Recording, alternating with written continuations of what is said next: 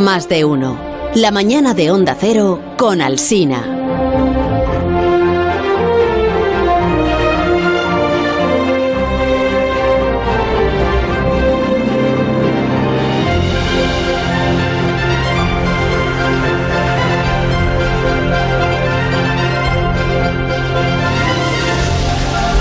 Buenos días, Alberto Aparici, ¿cómo estás? Hola, buenos días, Carlos, muy bien. Me alegro muchísimo. ¿Sabes que te mencioné en el programa ayer? ¿Ah, sí? Sí.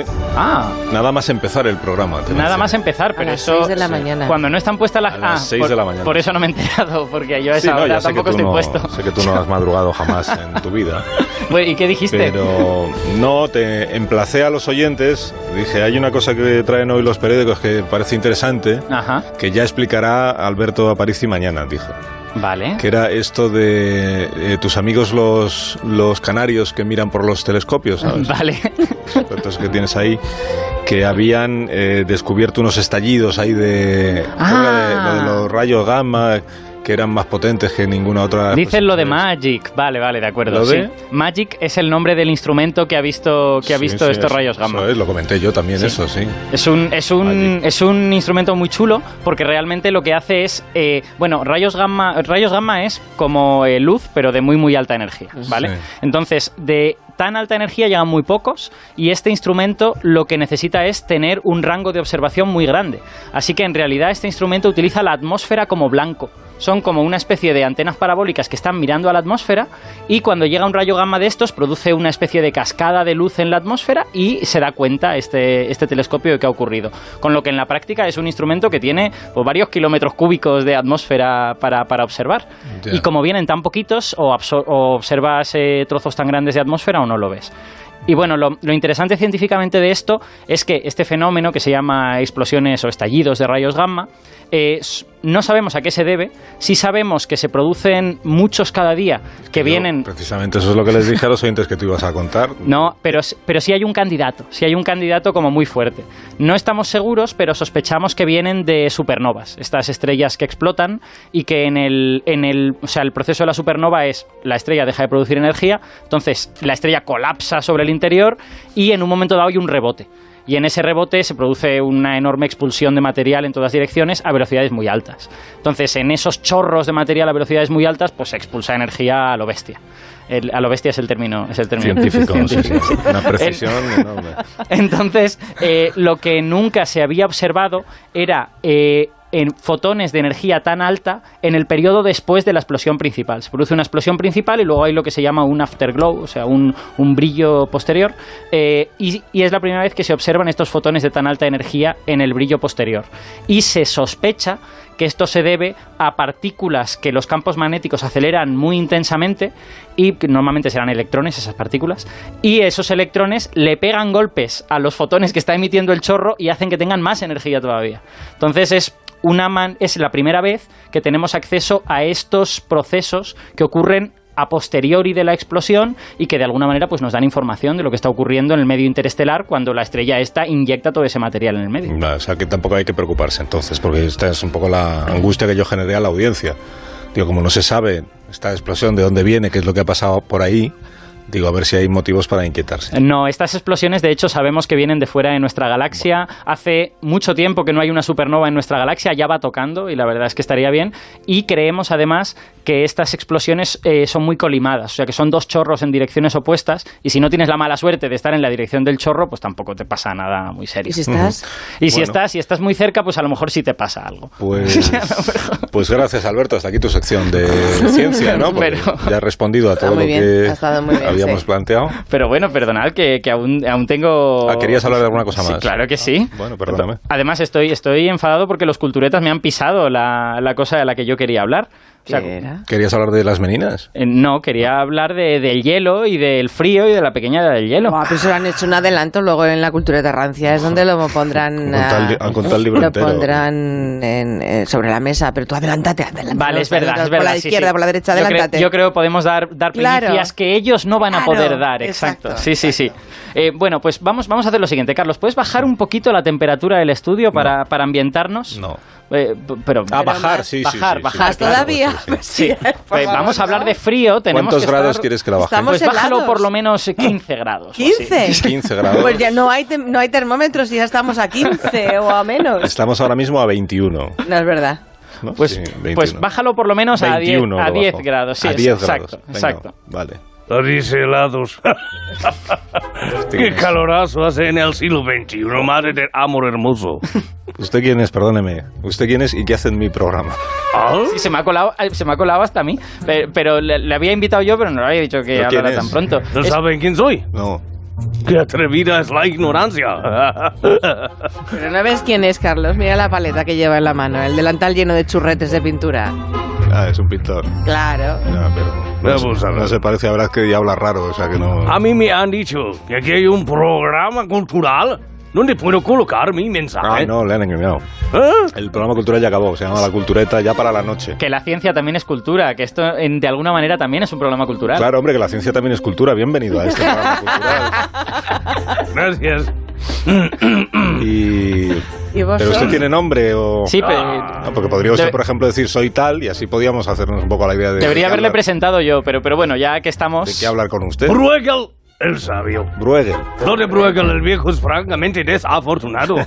Bueno, que me desvío muy con prisa. Solo quería decirles a ustedes que se tomen en serio esto del cambio climático. Ah. Lo del calentamiento global, ya saben, porque mis cuadros invernales están quedando todos como una sopa, como un helado que chorrea. No estoy entendiendo muy bien lo que le pasa a usted, Fernando. Ay, si van ustedes, por ejemplo, a ver un cuadro mío llamado Los cazadores en la nieve, Un cuadro muy bonito, por cierto. que está en un museo de Viena, gracias, verán que los muchachos del museo tienen que pasar la mopa por el suelo cada 3x3. Y los cazadores del cuadro ya hasta se han quitado el abrigo, ¿saben? Del calor que tienen. En fin, creo que se ha entendido lo que quería decir. ¡Cero emisiones! Protejamos la pintura invernal, que se nos está derritiendo. Y buenos días les dé el señor. Pues muchas gracias, señor viejo. Adiós. Señor Bruegel. El sabio. Bruegel. Sí. Que ha sido breve la visita de este invitado tuyo. Sí, pero me hacía mucha ilusión, uno de mis pintores favoritos aquí de Cuerpo Presente, qué maravilla. Pero vamos a ver, Alberto, que Por tu, paso. que tu sección no es de pintura. Tú no vienes aquí a hablar de pintura. Tú si quieres hablar del hielo tendrás que buscar otro enfoque. Sí, pero a ver, voy a lo que quería explicar. Esto ha sido como algo que un bonus que hemos tenido hoy. A lo que quería explicar es que sabemos que al final de la Edad Media y bueno, y también durante la Edad Moderna ocurrió este periodo llamado la Pequeña Edad del Hielo, Sí. al menos en Europa, aunque ya empieza a haber indicios de que también en otros lugares del mundo también ocurrió. Y lo que sabemos por textos escritos, incluso por representaciones artísticas, como estos cuadros de pintores como Bruegel o Hendrik Aberkamp, es que hacía mucho frío, ¿no? Pero como yo hoy quiero diferenciarme de los culturetas, hacer algo un poco distinto, voy a abarcar un periodo de tiempo mucho más ambicioso. Vamos a retroceder mucho en el tiempo y os pregunto, ¿cómo podemos conseguir figurarnos qué tiempo hacía, yo qué sé, hace 10.000 años? Pues buscando algún testimonio que dejase el Roberto Brasero de hace 10.000 años. Ya, pero es que hace 10.000 años no había escritura ni había nada. Y como no hubiese ahí un mapa de isobaras en una cueva... Un rastro, ¿no? Un rastro Claro, de natural, una huella. Eso es yo qué mejor. sé, algún tipo de chivato, ¿no? Eso es mejor, efectivamente. O sea, hay cosas que se quedan en la naturaleza y que nos pueden dar pistas, ¿no? Y de hecho, no tenemos solo uno, sino que tenemos varios tipos de estos chivatos, entre comillas, de estas cosas que nos hablan de cómo era el clima entonces. Hay rocas volcánicas que hablan de cómo era el campo magnético, hay sedimentos marinos, pero el rey de todos estos proxies, el nombre de estas cosas es proxies, es el hielo. Así que me viene al pelo lo de los culturetas. Y porque en el hielo se queda un montón de información congelada en el tiempo, esperando a que nosotros vayamos ahí y la recojamos. Congelada como Otzi, que tanto le gusta a Guillermo A Guillermo, Altares, ¿no? sí. Sí. Bueno, sí, como Ochi, pero no necesariamente tan a lo bruto. No hace falta congelar a una persona entera. Vale. Os explico cómo funciona, fijaos. Mucha información sobre cómo funciona el clima está en la propia atmósfera. Por ejemplo, si en la atmósfera hay mucho CO2, pues podemos esperar que las temperaturas sean más altas. O si ha habido una erupción volcánica, pues seguramente vas a encontrar polvo en la atmósfera y se sabe que este polvo bloquea la luz del sol y hace que bajen las temperaturas. Bueno, pues lo grande que tiene el hielo es que la nieve cuando cae arrastra el aire, el polvo, arrastra todas estas cosas y las deja en el suelo atrapadas entre las capas de nieve. Sí. Ya, pero luego o sea, esto es verdad, lo que tú has dicho, yo no te Gracias. No te lo discuto. Pero luego lo que pasa es que la nieve, cuando llega el calor, se funde. Y se lo lleva todo. Vale, eso es verdad, y por eso en la mayor parte de los lugares este registro del hielo ha desaparecido y no está, efectivamente. Pero en los lugares más fríos, en los polos, en los glaciares de las montañas... En Vigo... En Vigo, bueno, no, en Vigo también se funde la nieve.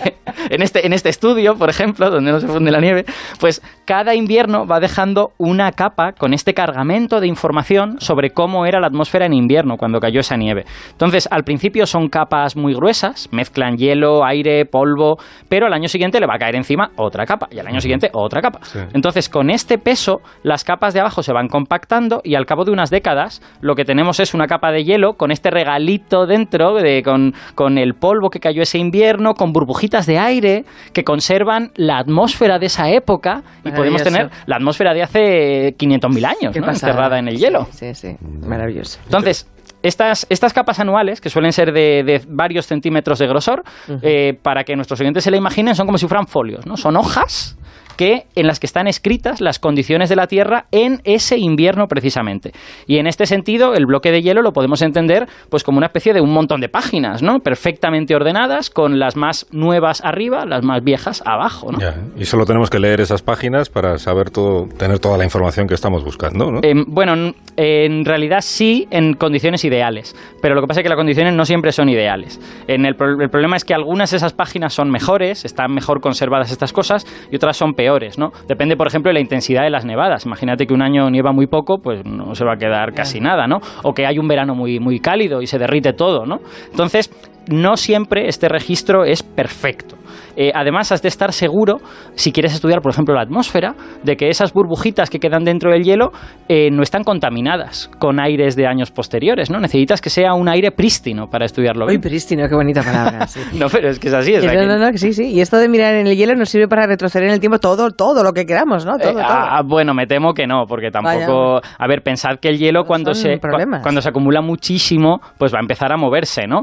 Y dependiendo de cómo sea, pues la tierra que tiene debajo. Si la tierra es más plana, sí que va a quedar un registro mejor, pero imaginaos que está en la ladera de una montaña, pues va a bajar para abajo, ¿no? Yeah. Y al final se puede perder. Normalmente el hielo se mueve hacia sitios donde se termina descongelando, hacia el mar o hacia altitudes más bajas en las montañas. Entonces, hasta ahora hemos podido analizar atmósferas de hace 800.000 años, que está, yo creo, muy bien. Hasta ahora, porque se acaba de publicar un artículo en el que unos investigadores informan que han encontrado en la Antártida un estrato en relativo buen estado, bueno, un estado, digamos, aceptable, de hace 2 millones de años. ¿Perdón? 2 millones de años, sí señor. Y con él viene esta atmósfera totalmente desconocida, que es más del doble de antigua de lo más antiguo que teníamos antes. Así que imaginaos lo interesante que es esto. Yeah. ¿Y te has traído algún pintor para que nos explique un poco esta...? No, para hablar de esto casi mejor un científico, ¿no? Lo que he traído es un glaciólogo, es un experto en hielo. Él es Francisco Navarro, él estudia las dinámicas del hielo en la Universidad Politécnica de Madrid y lo tenemos aquí con nosotros. Hola, Francisco. Hola, buenos días. Hola, Francisco, ¿qué tal? Hola. Claro, pero esto que decía Alberto, primero se va sobreponiendo una capa, otra capa. Hablamos de 2 millones de años. ¿Cómo llegas a lo que está en la capa que a ti te interesa? Bueno, realmente han llegado hasta 2,7 millones de años estos investigadores. Lo que pasa es que las muestras más claras son de 1,5 millones de años. Pues básicamente, en este caso ha sido relativamente fácil, porque lo tradicional, estos testigos de 800.000 años, sí, que es lo más antiguo que teníamos hasta hace muy poco, son testigos verticales donde se hace un agujero prácticamente de 3 o 4 kilómetros hasta la zona más profunda, en zonas donde el hielo prácticamente no se mueve. Entonces ahí tenemos la certeza, digamos, precisamente de que según vamos yendo para abajo vamos a encontrar hielo más antiguo. Pero hay zonas, en particular, donde han encontrado este hielo más antiguo, que se denominan zonas de hielo azul, y en estas zonas el hielo, que el propio flujo, movimiento del hielo, se ha llevado a otras zonas, a veces llega a emerger a la superficie, y también favorecido por los vientos catabáticos fuertes, y entonces podemos encontrar hielo muy muy antiguo realmente a profundidades bastante superficiales. De hecho, las muestras que estos investigadores han encontrado han sido como entre 150 o 200 metros de profundidad, simplemente, y a veces están en la pura superficie. ¿Y qué hay en el hielo que se ha encontrado, que se ha descubierto ahí? Hombre, este hielo, pues como hacía Alberto, lo que tiene el hielo en sí tiene unas microburbujas de aire que lo que contienen es la atmósfera, la composición de gases de efecto invernadero, por ejemplo, de las atmósferas primitivas. Contienen trazas de qué concentraciones había de CO2, de metano, de óxido nitroso, y a través de ellas también podemos estimar cuál sería probablemente la temperatura en esas épocas, que por otro lado también se estudia a través de el estudio de otros isótopos, en este caso en los cristales de hielo. Oye, ¿cómo se puede, cuando uno tiene este hielo, cómo puede saber si ese aire está contaminado o ese aire es prístino? ¿Qué cosas puede hacer para saber eso? Hombre, si son muestras de zonas donde puede haber vegetación, pues entonces esas trazas de vegetación normalmente indican contaminación de la muestra y habrían de ser descartadas. Pero en muchos casos, como en particular en este caso, simplemente es por la observación de fuertes discontinuidades a lo mejor en las muestras. O encontrar valores anómalamente altos que se sabe que nunca han existido ni podido existir y que pueden provenir precisamente de contaminación por restos orgánicos en la base de los mantos de hielo. O sea que básicamente es por encontrar cosas próximos uno a otro, valores que son absolutamente incompatibles e inusuales. Interesante. Sabes que es la primera vez que tengo un glaciólogo sentado a mi lado, ¿no? Bueno, puede ser. Es para mí un gran honor, Francisco. Gracias. Muchas gracias por haber venido al programa. Oye, a los glaciólogos, la película Frozen... ¿Les gusta más el día de mañana? O... El día de mañana. Sí, el día de mañana es mucho más. La preferida. Prometedora. Sí. Es prometedora, bueno, a mí, o sea, como película. No, hombre, prometedora para que tengamos, para que vivamos. Claro. Laboralmente. Laboralmente. Francisco, muchas gracias. Encantado de conocerte. Alberto, hasta la semana que viene, entonces. Venga, hasta la semana que viene. Bueno, pero no hagas la competencia a la cultureta. Luego queda mejor lo tuyo y me dicen a mí cosas con los culturetas. En 5 minutos las noticias de las 12 del mediodía. Y luego viene Guillermo Fesser, creo, ¿no? Sí. Más de uno. La mañana de Onda Cero con Alsina.